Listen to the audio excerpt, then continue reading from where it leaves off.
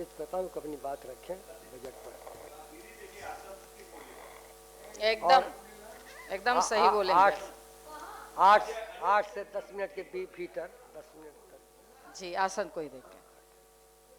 Budget सत्र में बोलने के लिए मुझे मौका दिए, इसके लिए मैं सभापति महोदय, सदन, नेता प्रतिपक्ष और मैं अपनी पार्टी भाकपा माले के महासचिव दीपांकर जी का आभार व्यक्त करती हूँ।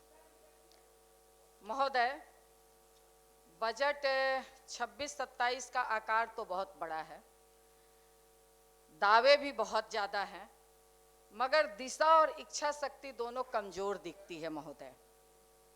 अगर कुल मिलाकर मतलब शुरुआत में ही कहें तो इस पूरे बजट में मुझे जो दिखता है वो निरंतरता के नाम पर ठहराव दिख रहा है महोदय, क्योंकि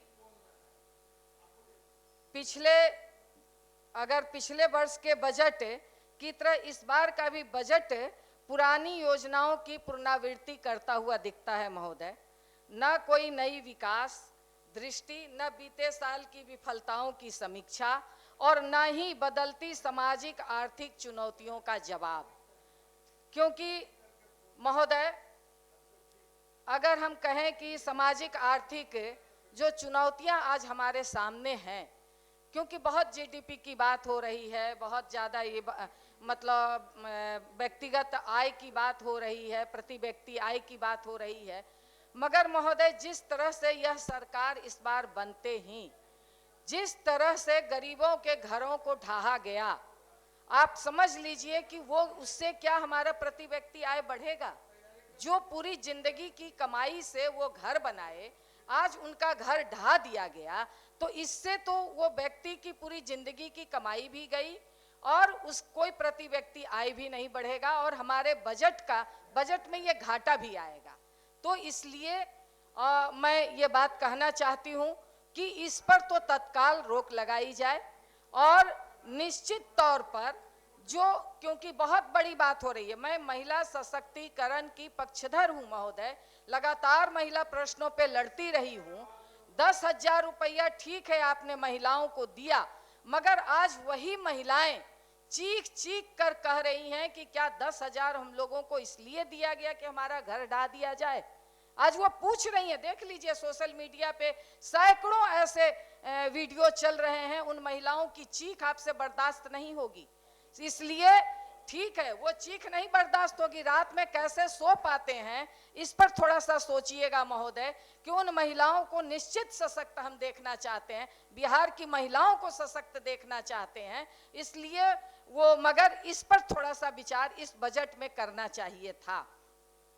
दूसरा, यदि अगर हम लोग बात करें तो शिक्षा के बजट पर अगर हम आते हैं तो फिर विभागवार पर और विस्तार से जाएंगे महोदय, मगर बातें बहुत ज़्यादा हो रही हैं कि बहुत हम आगे बढ़ गए हैं, बहुत ज़्यादा हम विकसित जगह में चले गए हैं, इतना इंफ्रास्ट्रक्चर बना दिए हैं, मगर यदि हम देखें तो नामांकन दर भी हमारा कम हो रहा है। अगर हम देखें तो 9वां से 10वां के बीच में ड्रॉप आउट बड़े पैमाने पे है। अगर आप ड्रॉप आउट की संख्या अगर हम लोग देखते हैं तो लड़का का 60.8% है और लड़की का 66.7% ड्रॉप आउट आज भी है। तो ये कैसी शिक्षा का विकास की बात कर रहे हैं हम, कि आज हमारा ड्रॉप आउट इतने बड़े पैमाने पे है। अगर हम देख लें कि उच्च शिक्षा की बात हम कर रहे हैं कि हमने उच्च शिक्षा में इतनी महारत हासिल कर ली है, मगर आप अगर देखिए तो आपका आज भी सहायक प्रोफेसर के पद बड़े पैमाने पे खाली हैं, 4,000 से ऊपर प्रोफेसर के पद खाली हैं। किसके बल पे आप उच्च शिक्षा चला रहे हैं महोदय? इस मामले में यदि अगर हम कहें तो छात्र शिक्षक का अनुपात 64% है, जो कि राष्ट्रीय औसत 29% है। तो इस स्थिति में कैसे ये बजट हमारा कहां चला जा रहा है महोदय? तो इस बात पर कि हम जो शिक्षा में इतना बजट दे रहे हैं वो बजट हमारा कहां जा रहा है, इस पर जरूर हम लोगों को सोचना चाहिए महोदय। दूसरी बात कि हम अपने बजट पे एक बड़ा हिस्सा स्थापना मद में खर्च करते हैं, जिसमें वेतन है, इंफ्रास्ट्रक्चर है, इन मदों में हम खर्च करते हैं। मगर यदि अगर उस दिशा में हम देखते हैं महोदय कि आज भी हम विकसित बिहार की बात कर रहे हैं, मगर हमारे पास जितने भी अगर बड़े पैमाने पे आज भी हम आउटसोर्स के जरिए अपने कर्मचारियों से काम ले रहे हैं, जो संविदा पर हैं, ठेका और मानदेय पर हैं, तो हमारा बड़ा बजट कहाँ जा रहा है महोदय? हम उन्हें न्यूनतम मजदूरी तक नहीं दे पा रहे हैं। तो हमारा स्थापना का बजट इस दिशा में बढ़ना चाहिए कि आउटसोर्स, क्योंकि अगर आप देखें आउटसोर्स में हम तमाम कंपनियों को, एनजीओ को शामिल कर रहे हैं, उसमें एक बड़ा बजट जा रहा है बीच में महोदय। और अगर दूसरी बात हम करें तो नियोजन भवन, इतनी बड़ी बिल्डिंग हम बना करके रखे हुए हैं जिसपे कि सरकार का बड़ा हिस्सा खर्च हो रहा है, मगर उस नियोजन भवन का क्या काम है? जब आप बेल्ट्रॉन से काम ले रहे हैं, आप आउटसोर्स से ले रहे हैं, आप उर्मिला जैसी कंपनियों से ले रहे हैं, तो नियोजन भवन किस काम का है? बजट का बड़ा हिस्सा तो इसी सब में खत्म हो जा रहा है। अगर उस दिशा में हम देखें कि बजट का बड़ी बात हम कर रहे हैं, मगर माननीय मुख्यमंत्री जी भी आए हैं और बड़ी बात महिला सशक्तिकरण की करते हैं, मगर उस बजट में अगर हम कहें तो हमारी आशा कार्यकर्ता जो स्वास्थ्य की बजट को जमीन पे ले जाती हैं, स्वास्थ्य के हर काम को जमीन पे ले जाती हैं, आज 6 महीने से उसको पैसा नहीं मिल रहा है। आपका बजट कहाँ चला जाता है? 4,000 कमाने वाली, 5,000 कमाने वाली को 6 महीने से आप पैसा नहीं दे रहे हैं। आप कभी, और ये सिर्फ इस साल का नहीं, अगर आप 23 का देख लीजिए, 24 का देख लीजिए, हर साल 3 महीने 4 महीने इन महिलाओं को पैसा, आप 3 महीने 4 महीने, हर साल अगर कहिए 4 महीने पैसा इनको नहीं मिलता है। तो ये बजट कहाँ चला जा रहा है? हेल्थ का बड़ी बड़ी बजटें हैं, कहाँ चली जा रही हैं? तो इस दिशा पे सोचना चाहिए महोदय। आप देख लीजिए, गलत आप कह सकते हैं, मगर ये तो आपकी सरकार की बात है, आप इसको उठा के देख लीजिए। 6 महीने से अभी पैसा नहीं मिला है, वो कैसे घर परिवार चला रही। हमको आपको नहीं मिलेगा तो हम लोग छटपटाने भी लगते हैं कि कैसे हमारा चलेगा, मगर वो 4,000 5,000 कमाने वाली को आप नहीं दे रहे हैं। ये माननीय घनश्याम ठाकुर जी ने उठाया था कि जो स्कूल में पढ़ाने वाली हमारी मिड डे मील वर्कर है, उसको 4 महीने से आप पैसा नहीं दे रहे हैं। आपका बजट कहाँ जा रहा है? बहुत बड़ा बजट हम पेश कर रहे हैं, अब तक का सबसे बड़ा बजट हमने पेश किया, मगर जो सबसे जमीन पर काम करने वाले लोग हैं उनको आप पैसा नहीं दे रहे हैं। न्यूनतम मजदूरी बढ़ी है, मगर वो न्यूनतम मजदूरी लागू हो रही है कि नहीं हो रही है हमारे यहाँ, इस पर भी हमारा बजट हम देख रहे हैं कि वो लागू नहीं हो रही है। तो इस पर बजट को ज्यादा से ज्यादा अगर हम लोग ले आए तो ज्यादा अच्छा होगा महोदय।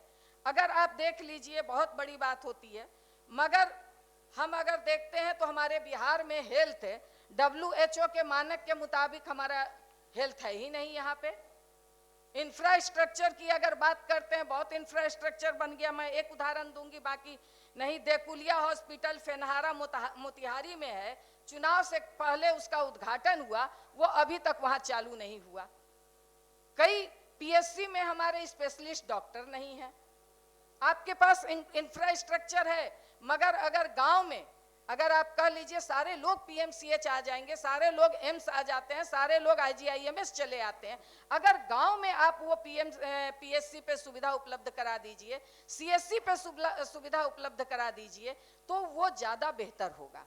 मगर आप इसमें इतना इन्वेस्ट कर रहे हैं, मगर ये सुविधाएं नहीं मिल रही हैं, विशेषज्ञ डॉक्टर नहीं है। अगर दवा के नाम पे हमारे प्रधानमंत्री जी बड़ी बात कर रहे हैं कि हमने जेनरिक दवा हम दे रहे हैं, मगर मुझे बता दीजिए कि आपके कितने डॉक्टर जेनरिक दवा लिखते हैं? जेनरिक दवा लिखते ही नहीं है। सब ऐसे दवा लिखते हैं कि जो अस्पताल में नहीं मिलते, प्राइवेट से उनको लेना पड़ता है। आप बात करते हैं कि भाई हम बहुत दवा दे रहे हैं, मगर आप उठा करके देख लीजिए दवा का रेशियो, पर्ची, ये तो हम लोग देखते हैं आए दिन।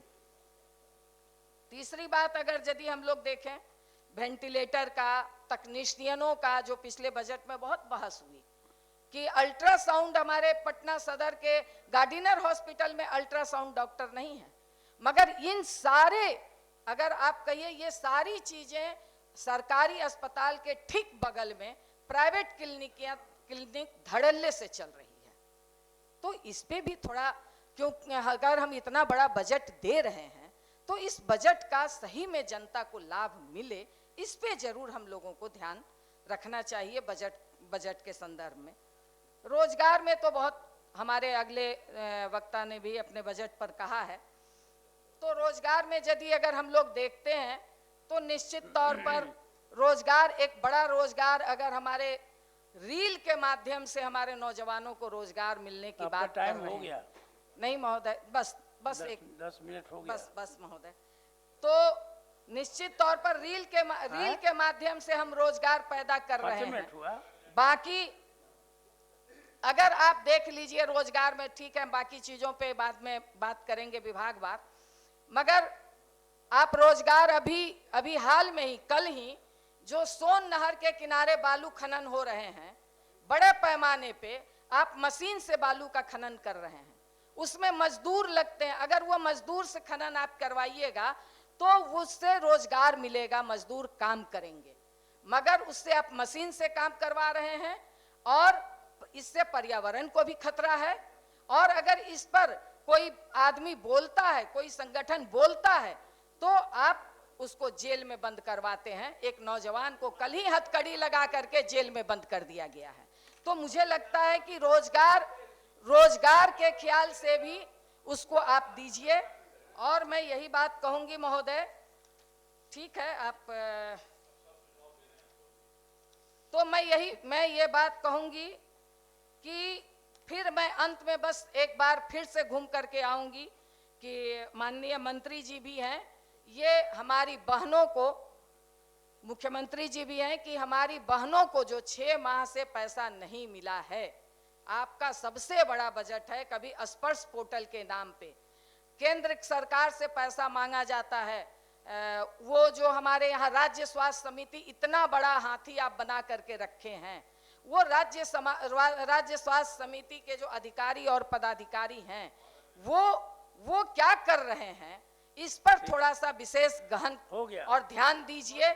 नहीं तो महोदय, मैं मुख्यमंत्री जी से एक बात कहना चाहूंगी कि मैं इस चलते सत्र में उन बहनों को पैसा आप दिलवा दीजिए 26-27 फरवरी तक। अन्यथा महोदय, मैं बस अगर हो सके, अगर ये मैं ज्यादा बोल रही हूँ तो क्योंकि मैं उनका नेतृत्व करती हूँ, मुझे चारों तरफ से फोन आ रहा है, और अगर नहीं हो पाया तो शायद श्री कृष्ण बाबू के मूर्ति के सामने मैं 28 या 1 मार्च से मैं अनशन पर बैठूं, क्योंकि उन महिलाओं का भूखा पेट और उनके रोते हुए बिलखते हुए बच्चों को मैं नहीं देख पा रही हूं। महोदय धन्यवाद, आपने मौका दिया। चलिए, धन्यवाद।